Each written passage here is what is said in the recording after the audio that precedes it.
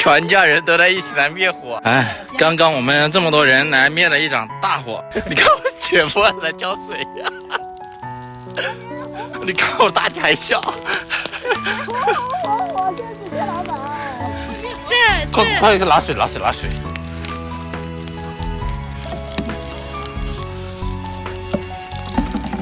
还是我妈厉害啊，慢慢的把这么大的火给扑灭了。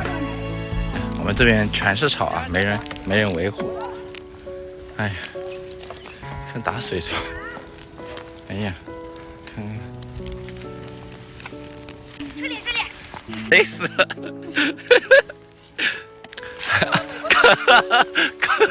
美国大壮啊，浇水。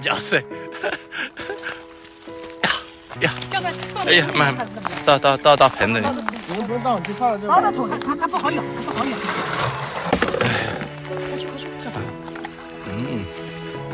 舀，要我们那打，几个人都打不出。妈浇的对他妈这一浇水洒得很广，对吧？你看到吗？我们浇的都让步。哎呀，我们全家人都在一起来灭火啊！哎呀，全家人都一起灭火啊！哎，慢点！你看他们俩衣服身上全打湿了。哎呀，辛苦了啊！慢点。这今年是红红火火嘛。好啊，走。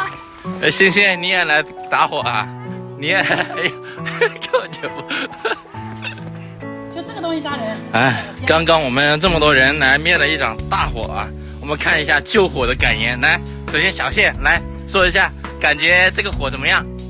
这个火挺大的，但是用星星来形容一下。扑灭了很有成就感。很有成就感。哎呀，下次呢还玩不玩火？当然玩了。不玩了是吧？哎，玩火了，还要自己上来一课，是不是？哎，小谢说了，来大谢说两句。惊心动魄。来，你看他那真是语无伦次。语无伦次。我现在好紧张的不行。一开始确实很紧张啊，那个火势非常大啊。